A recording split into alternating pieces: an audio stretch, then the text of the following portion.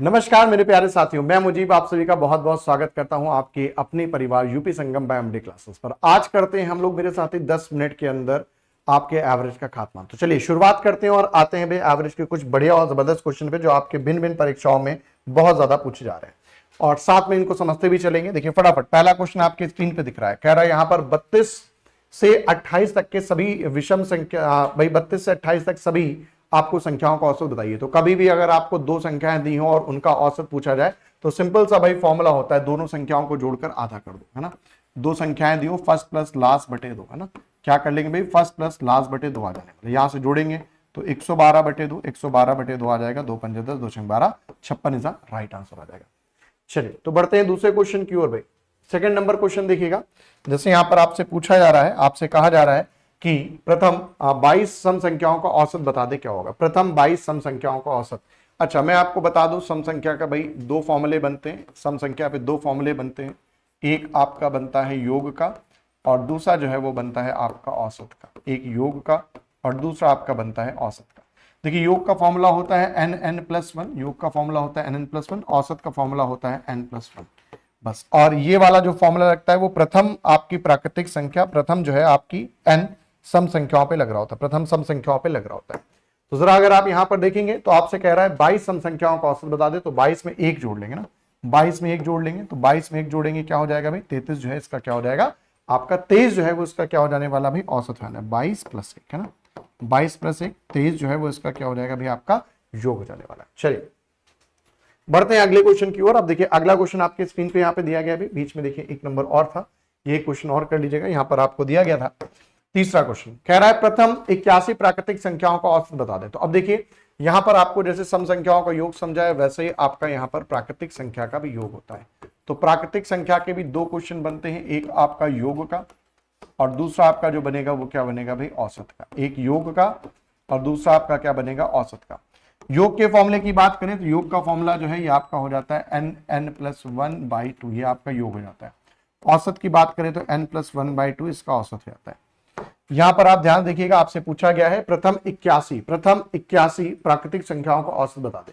तो प्रथम प्राकृतिक 81 संख्याओं का औसत क्या होगा n+1/2, जो कि यहां से आप वैल्यू लिखोगे तो कितना हो जाएगा भाई 81 में एक जोड़ोगे 82, 82 को 2 से भाग देंगे कितना आ जाएगा 41, 82 को 2 से भाग देंगे 41, इसका क्या होगा औसत आ जाने वाला। ठीक है, इसका औसत क्या होगा 41 आ जाएगा।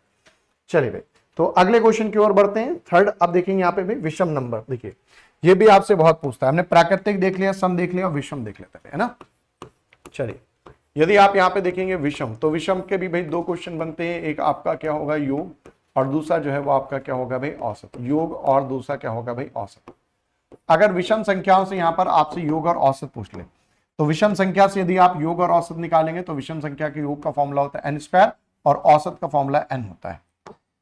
ध्यान से देखिएगा, यहां पर आपसे कहता है प्रथम 18 विषम संख्याओं का औसत ज्ञात करिए। तो प्रथम 18 विषम संख्याओं का औसत भी 18 हो जाएगा। यदि आप यहां से योग पूछता तो योग हो जाता 324, 18 का वर्ग, है ना। यदि आपसे योग पूछ लेता तो योग हो जाता 18 का स्क्वायर, कितना हो जाता भाई 324, 18 का स्क्वायर यहाँ पे योग हो जाता है ना, 18 का स्क्वायर आपका योग हो जाता। चलिए अगला देखिएगा, वर्तमान में बड़ा ट्रेंडिंग और बहुत ज्यादा पूछे जाने वाला क्वेश्चन है पूर्ण संख्याओं का। देखिए पूर्ण संख्याओं के लिए अगर आप देखेंगे भाई, जिसको अंग्रेजी में कहते हैं होल नंबर, पूर्ण संख्याओं का भी दो फॉर्मूला बनता है आपका, एक योग का और अगला फॉर्मूला आपका बनेगा भाई औसत का। योग का और अगला आपका क्या बनेगा औसत का। योग का फॉर्मूला होता है n-1/2 और औसत का फॉर्मूला होता है n-1/2 इसका औसत का फॉर्मूला हो जाता है।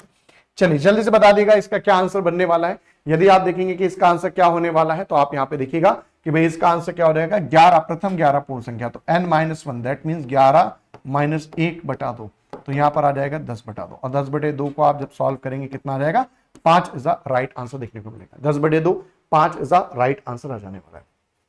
आइए अगला देखिए, आपसे यहाँ पे नेक्स्ट क्वेश्चन यहाँ पे दिया गया है इसी कैटेगरी में। आप आगे अगर बढ़ेंगे तो कहता है क्या है कि क्रमगत पूर्ण संख्याओं का औसत k है, यदि अगली 4 संख्याएं जोड़ ली जाए तो नया औसत क्या होगा।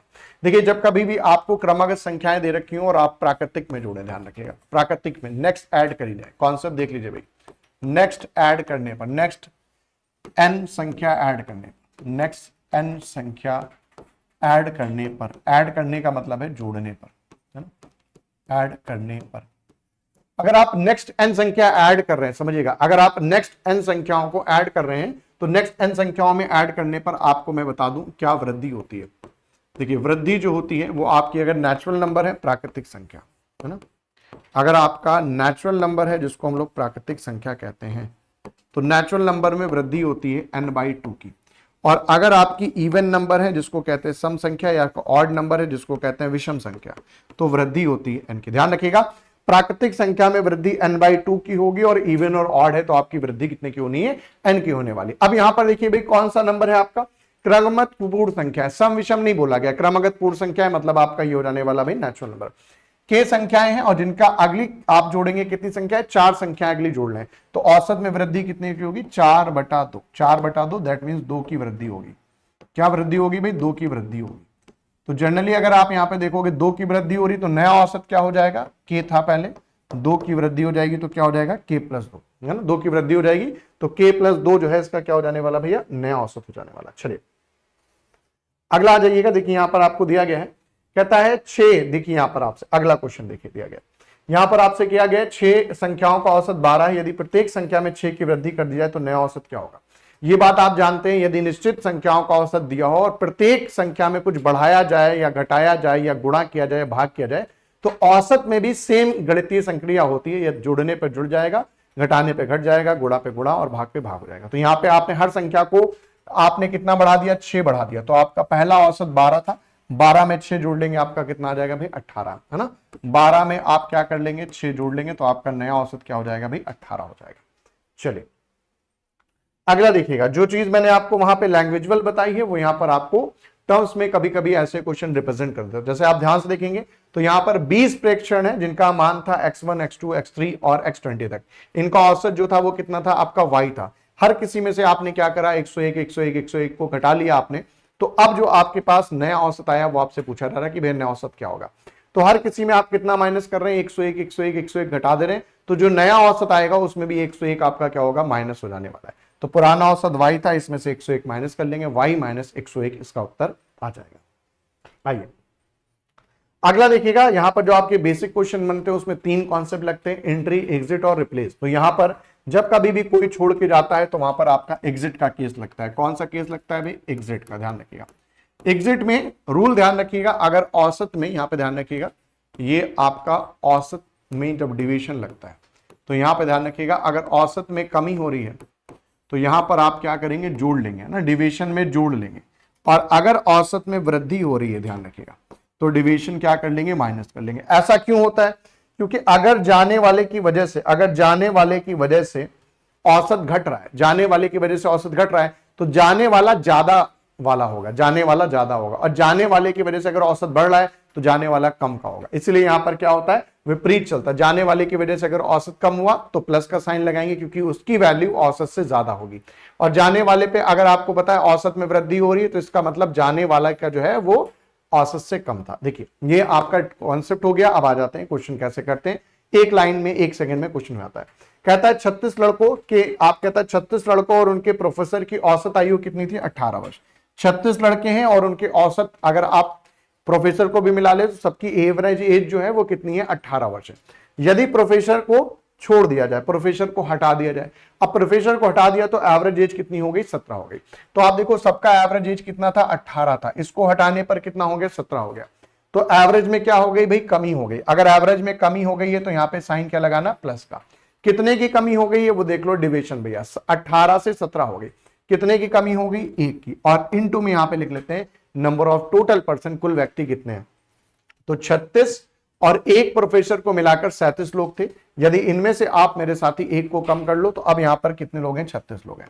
तो यहां पर भाई आप जोड़ लो कितना आ जाने वाला है, 18 दूना 36 और 54 इज द राइट आंसर हो जाएगा। ठीक है, तो ये आपका 54 इज द राइट आंसर बन जाने वाला है।